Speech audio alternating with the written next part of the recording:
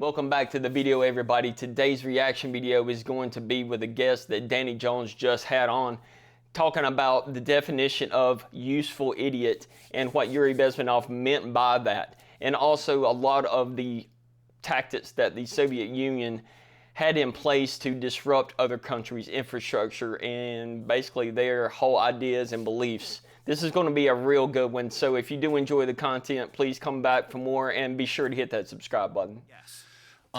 But what they're doing is they're dragging your average gay and lesbian people through the fucking mud with them, because they're taking something to the most ridiculous extreme and making it mainstream.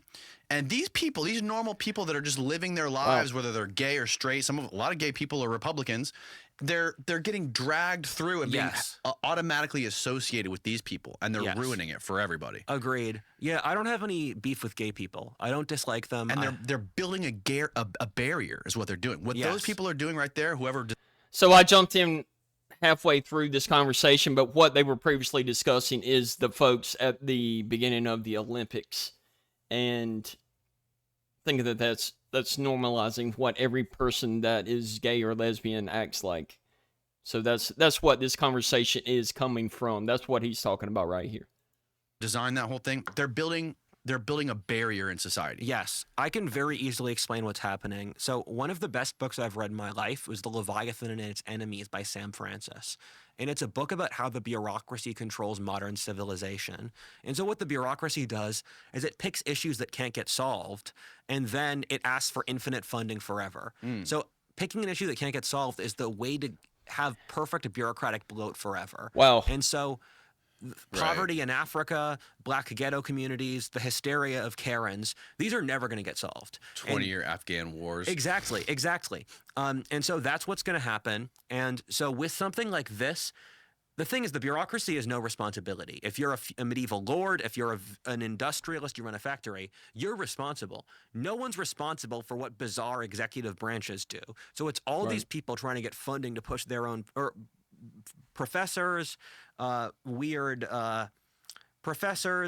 bureaucratic bloat. There's all these organizations. So just to chop it off real quick, this guy has been researching and studying this stuff since he was in his teens. He's still a young guy. They all, at the beginning of the video, they actually go over that he's only 23 years old. But the dude has spent quite a bit of his life going over this. So even though it sounds like he's just some right-wing dude spewing off a bunch of anti-liberal whatever, he's not just one-sided. You have to listen to the whole podcast, but the part that I'm pulling away is going to deal specifically with this one issue that we're about to get to.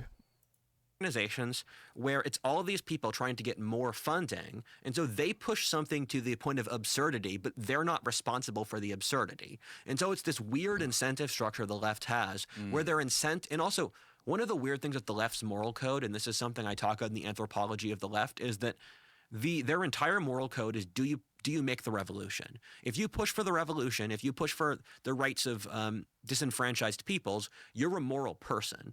The left doesn't have frameworks. It doesn't have a concept. Here are the 10 commandments. Follow them. Here are the 7 ways to virtue. And it evolves. Yes, exactly. And it evolves without anybody making a decision on what is what. That is one of the biggest problems, and that is shown in a lot of the memes that you see, especially the one that Elon Musk shared on X, that showed the left continuously moving away from someone that was originally on the left. The definitions continuously change, and before you know it, it's like, I don't know where I stand. And then it's your fault because you don't keep up with it. The left gets stuck in these hurricanes where everyone is trying to signal their loyalty to the group by being crazier, and they have no moral framework to assess themselves. No framework. So over time, you end up with ridiculous stuff like what we just saw, because everyone in the organization is benefiting from being ridiculous, and no one is responsible for it to not be ridiculous. How much of this stuff do you think is influence? Or how much do you think is foreign influence? This is the good. From other countries like China or Russia. Have you seen the famous interview with the Russian Yuri Bezmenov? Yuri Bezmenov talking about infecting the institutions. Yes. Can you find that? Just type in Yuri Bezmenov interview about American universities, I think it was. Correct. And everybody needs to go watch this interview. Everybody. I don't care, right, left, centrist, whatever. Everybody should watch this video. It's not about political sides. This was done way back in the day. This is about how the Soviets planned to disrupt internal systems by basically breaking down their infrastructure and their moral framework. Yeah, Yuri Bezmenov is great. I'm gonna make my first reaction video ever reacting to his videos. And my father and I have had a debate ever since. Oh, I was he's in high doing the school same thing? about is the left is it driven by a cabal or a vortex? Is the left this grassroots populist force driven by like people on Twitter, or is it this secret cabal like the World Economic Forum? And the answer I've gradually come to is it's a combination. Where, and so this is something Sam Francis also says. The second one, Steve, the 2.6 million views. He just cut him right This off. is something Sam Francis is very smart about, where Sam Francis wrote this book in the 90s where he said the left is divided between consensus liberals and the new lefts. The consensus liberals are the UN, the consensus, the science trademarked, Reddit, Steven Pinker, rationality. And so the consensus liberals are the mainstream left, and then you have the new left. And the new left is they are like Mother Goddess, their intuition, Mother Nature, deindustrialization. So you have the radical left and the moderate left. And so they play this game of good cop, bad cop, where the radical left says something batshit insane. The moderate left says, hey, everyone else, to stop that insane thing, you should give us a tiny step for progress. And so the radical left and the moderate left play this game where the radical left say something crazy, then they move the Overton window, and then after that, the consensus liberal makes one step ahead. Yep. And so, and it continuously scoots and scoots and scoots and scoots until you realize that you're sitting here supporting things that are completely absurd, just so you can say that you're part of the liberals. The cabal or is progressive, forgive me, the not liberal, consensus left, progressive. and then the vortex is the radical left. And so I think the left is a combination of a lot of things. Since COVID, I think it's become more cabal. I think the left was more grassroots in like 2014, and then it became more like elite management. And I think so. I know a lot of Yuri Bezmenov. I've watched all his videos because I've been wanting to make a video researching him. And the scary thing about Bezmenov, and I'll explain a little bit for your audience, is that he was a Soviet expert. And this was made in the 80s, where his job was to weaken foreign countries, where the communists, most like 70% of their budget went to hurting the culture of other countries, not for spies or blowing up bridges or that stuff. And they had it down to a science, and it's all stuff that's literally happened, where they make people not trust their neighbors, make sure that the biggest thing he talks about is weakening religion. Really? Yes, the biggest thing Yuri Bezmenov Does says it sound familiar? The worst thing he can do to a society is kill its religion, because he said the Soviets knew that if someone is religious, you could never break them and make them weaken the society for communism. Wow. And if they aren't religious, you can corrupt them. So that would, if you watch his 1 hour lecture, if you break their religion, you can't weaken their society for communism. Yes. So if you watch his 1 hour video towards the, he said if you do break their belief in religion, then you do make them susceptible for communism. And the reason being is it's all about reliance and dependence. No matter what religion you believe in, you have some kind of dependency on that religion, whether it be for salvation, whether it be for blessings, whether it be for literal food. Please God, let it rain so that my crops grow. That's your dependency, even though you have normal 9-to-5 lives. When you have zero dependency on anything external, then what do you have to depend on? The government, aka communism. We will give you everything you need. You will have nothing and you will be happy. We will provide for you. End the last 10 we know minutes what's best for you. The number one variable that stops society from being taken over by communism is religion. And so that's, for example, why you don't have communist parties in the Middle East. Good point. Or why the Bible Belt is less communist. And so he goes through a variety of things. I mean, so he makes says, perfect sense. make sure that people are dependent upon the government in school, make sure people can't trust their neighbors, make it impossible to have authentic capitalist interactions where, let's say, I like this guy, let me hire him. You got to have a bureaucrat in between absolutely everything. And you have to distort reality. And one of the things Bezmenov says is fascinating is that he said, you want to be in a place where a person, if you take them to the gulag in Siberia, they still think communism is good, where they can't see reality and they can't see what's from left or right. And I think that's why they're trying to push trans, because once you can get people to agree that men and women are the same and there's no difference, you can get them to believe anything. Right. Because the difference between men and women is so primal that if you can get someone to agree so to obvious. that, you can get them to agree to anything. And the thing with Bezmenov, Trust the science, bro. exactly.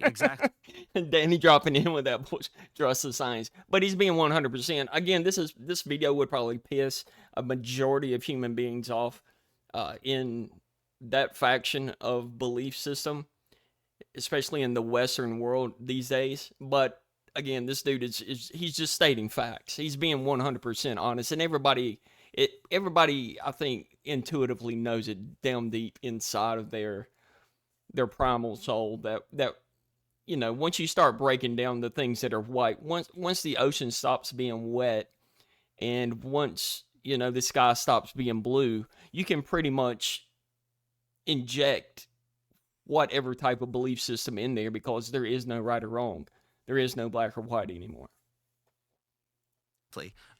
And so he is terrifying, and having looked at his prediction for what would happen versus the reality, it all fits. It fits to a terrifying degree. And that's what's scary about that video. Different places for your audience to go, but this is one of the more important ones. And the difference, though, is that and this is something I can see from reading Soviet history versus our current histories, where I was reading Solzhenitsyn last week, and you can tell that there's a lot of similarities between Solzhenitsyn's left, and Solzhenitsyn was a guy who was thrown in the Soviet gulag, and our left.